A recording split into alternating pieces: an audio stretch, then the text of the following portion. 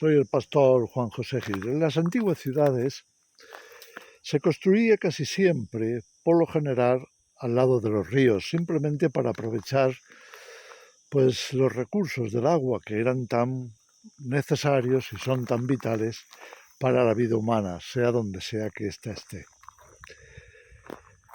Digo esto porque recuerdo en la pequeña ciudad donde yo nací, en la cara norte de esa ciudad, corre un río que, bueno, en algunos momentos del año es medianamente caudaloso, en otros momentos es menos caudaloso, pero una vez cada 10 años se presentaba una enorme riada.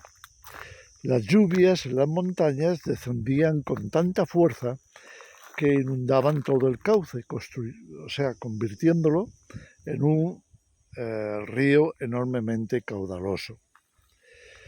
Claro, esto era un espectáculo, de manera que la gente, en cantidad, por todo el pueblo, venía para ver el espectáculo, porque aquellas aguas que rodaban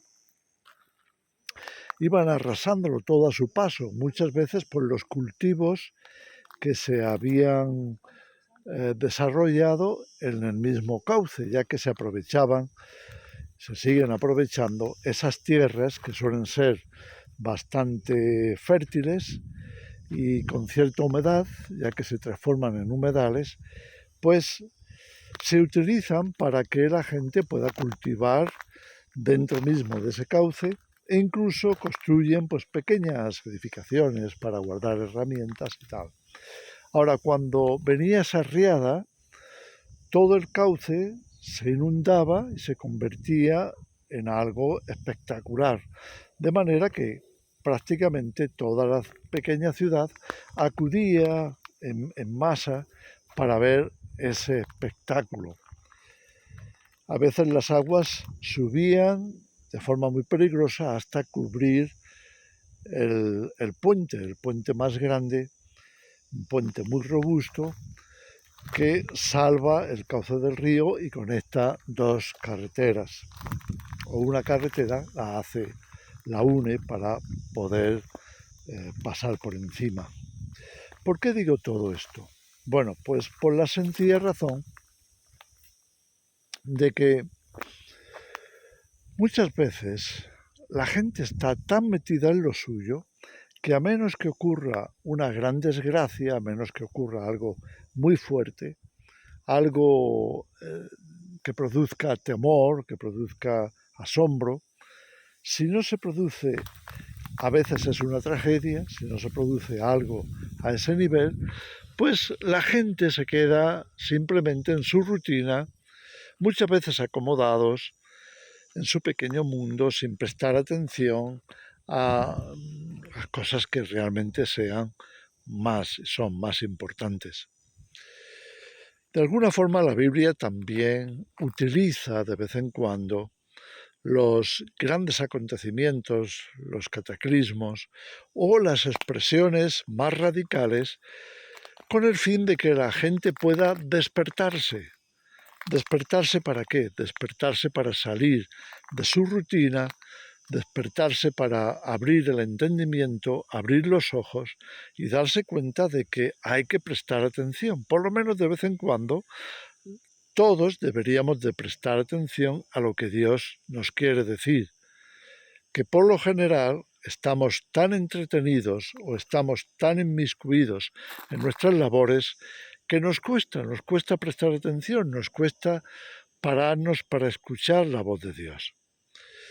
Bueno, esa es una de las ventajas que tenemos al vivir en los campos o en las montañas, que no hay tanto bullicio humano, no hay tanta actividad humana, hay mucho más actividad natural, hay mucha más quietud, por otra parte, hay mucho más también a veces tiempo de meditar, de estar tranquilos, de estar en silencio.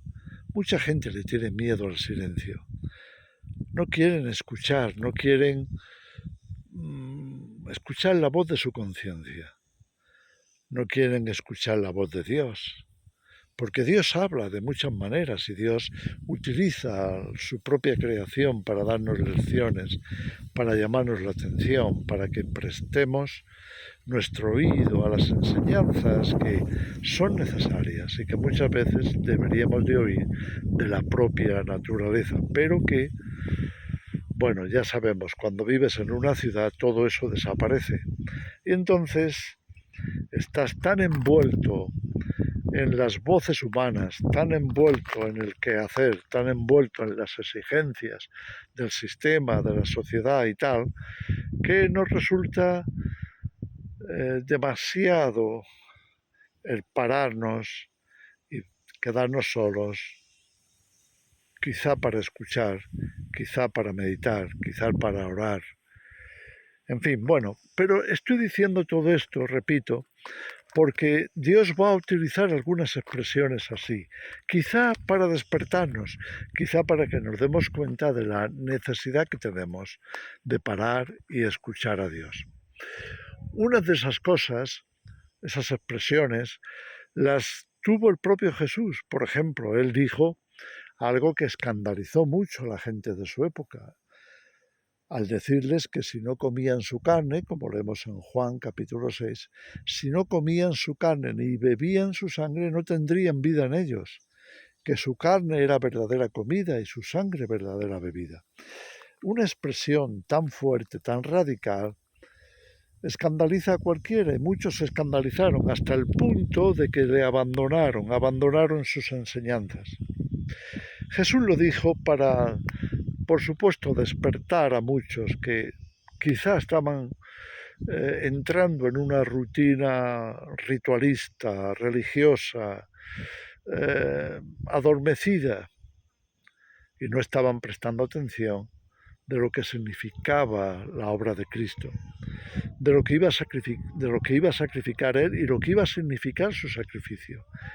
Que Él había venido aquí para no solo para servirnos, sino para dar la vida en rescate por muchos. Claro, mucha gente cuando escuchó esto de la carne y la sangre que se tenía que comer y beber, lo malinterpretaron, lo convirtieron en algo como si te hablan de canibalismo. Pero Jesús no iba por ahí, así que cuando se quedó a sola con sus discípulos, que también estaban extrañados de una enseñanza tan radical, tan fuerte, Jesús les explicó diciéndoles, es el espíritu lo que da la vida, la carne para nada aprovecha. Y son las palabras que yo os hablo, las que son espíritu y os dan vida. La vida del espíritu proviene del corazón. Y como Jesús también enseñaba de la abundancia del corazón, habla la boca. Entonces, cuando la Biblia nos habla, está hablándonos desde el corazón de Dios. Y Jesús muchas veces esperaba que la gente realmente pensara, meditara, considerara, para su propio bien, para que hubiera cambio, transformación, para que pudieran entender los propósitos divinos. Pero no lo hacían. Muchas veces la gente se quedaba en lo superficial, en lo superfluo. Y entonces, ¿qué ocurría? Ocurría que Jesús, quizá con propósito marcado en ese sentido, se propusiera despertarlos, sacarles de esa especie de rutina de escuchar enseñanzas agradables, bonitas, que quizá no se llegaban a entender, a pesar de que Jesús las ilustraba muy bien, por medio de parábolas, por medio de ejemplos fáciles de asimilar. Pero no lo entendían. Para ellos era algo así como una enseñanza bonita. Y claro, las enseñanzas bonitas no son suficientes muchas veces para ayudarnos a entender cosas tan profundas como las enseñanzas de Jesús.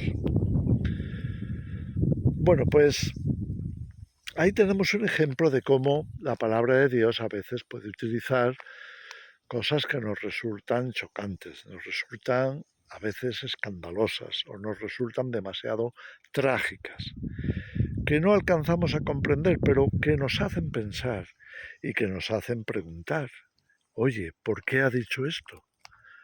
¿Por qué Dios ha hablado así? ¿A qué se refiere? Y esto produce un despertar. ¿Será que tenemos que prestar atención para recibir la verdad, recibir las enseñanzas que necesitamos? En otra ocasión, especialmente cuando hablaba del tiempo del fin y de su venida, Jesús utilizó un refrán típico de aquella zona de Israel, de aquellos días, cuando Jesús les dijo que en el tiempo de su venida habría personas, y utiliza la pareja, dice, dos estarán durmiendo juntos, el uno será tomado y el otro será dejado. Dos estarán en el campo, el uno será tomado, el otro dejado. Pone parejas como una dualidad para explicar que uno puede irse y el otro quedarse, que uno puede ser escogido y el otro no. Y entonces la gente le pregunta a Jesús, ¿pero a dónde los llevan? ¿A dónde van? Y entonces Jesús les remite a ese refrán, un refrán crudo, porque dice, aunque está traducido en la mayoría de las Biblias, como leemos en Mateo 24 y en Lucas 17, en los dos textos aparece, está traducido de una manera suave, porque eso es algo que los seres humanos intentamos de vez en cuando, que es no escandalizar, hacer las cosas más suaves, pero no nos damos cuenta que muchas veces eso lo que hace es convertir un mensaje fuerte en un susurro, y entonces la gente puede seguir durmiendo. No es eso lo que Dios quiere. No quiere que sigamos durmiendo. Y entonces la expresión de Jesús, al utilizar ese refrán, suena muy fuerte. Aunque está traducida en nuestras Biblias como águilas, cuando dice, donde acuden las águilas es donde está el cadáver o donde está el cuerpo muerto. Pero el verdadero refrán no dice eso, porque las águilas no son carroñeras, no son típicamente animales que vayan en busca de cosas muertas. Utilizan animales vivos para alimentarse. Y entonces el refrán dice en realidad, allí donde se juntan los buitres es donde está el cadáver, o allí a donde esté el cadáver acudirán los buitres. Bueno, pues esa expresión, en realidad, que suena tan cruda, lo que quiere decir es que donde Jesús estuviera es donde nosotros acudiríamos o seríamos tomados o arrebatados, como se ve en otras partes del texto, arrebatados en las nubes por los ángeles para recibir al Señor en el aire, explicaba también el apóstol Pablo en 1 Tesalonicenses 4. Y en varios textos que se nos habla de la venida del Señor, igualmente se nos presenta esa imagen, acudiendo a lo que será el acontecimiento seguramente más importante de la historia. Jesús regresa y somos llevados, arrebatados para estar con Él y así pasar de lo terrenal a lo eterno, de estas luchas que hemos vivido en esta tierra y que estaremos sufriendo en ese momento de persecución, tribulación, a un estado o estatus de gloria con Jesús, lo cual habrá merecido la pena si sufrimos aquí por Él, como también señalaba el apóstol Pablo a su discípulo Timoteo. Total, todo esto para explicar que las expresiones de Jesús, las expresiones bíblicas en otros contextos, tienen que ser fuertes, tienen que ser crudas a veces, radicales, sencillamente para despertarnos, porque si no parece como que todo lo acomodamos y lo embellecemos y lo transformamos en algo bonito, romántico, idílico, cuando en realidad ese no es el propósito. El propósito no es sentarse en un banco de una iglesia para adormecer el alma o calmarla simplemente escuchando sermones bonitos. No, esa no es la misión de la palabra de Dios. La misión de la palabra de Dios muchas veces es despertarnos, hacernos meditar y pensar. Las cosas no están tan bien como nos parecen. Estamos abocados en este momento de la historia a grandes desafíos, muchas veces tragedias, tal y como leemos en Apocalipsis. No estamos en un paraíso, estamos en un lugar de prueba. Estamos a veces en desiertos, a veces en lugares inhóspitos. Podemos estar en montañas, podemos estar en cuevas y quizá nos toque, más pronto que tarde, el tener que vivir en lugares donde no queríamos, en lugares difíciles, apartados, quizá huyendo del anticristo, huyendo de sus hordas de odio y de deseos de destrucción y de venganza, no sabemos. La Biblia apunta en esa dirección y nos dice que debemos de estar en oración y prepararnos, porque eso nos puede acontecer en cualquier momento. ¿Qué hace falta para que la gente se despierte? ¿Cómo podemos evitar el acomodarnos, el quedarnos dormidos en la rutina, el llegar a creernos de que, bueno, nada pasa en realidad? Sí, a veces hay dificultades, pero bueno, nada fuera de lo común. Y entonces estamos tentados a no prestar atención y mucho menos a prepararnos. Bueno, no son tiempos para dormirse, no son tiempos para seguir confiando en el sistema, confiando en el mundo, confiando en la supuesta ciencia, confiando en la opinión humana, confiando en todo lo que significa comodidad, en todo lo que significa bienestar y demás. No, estamos en momentos de reflexión. Tenemos que considerar estas cosas.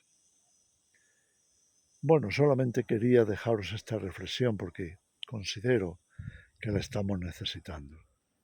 Que el Señor os bendiga.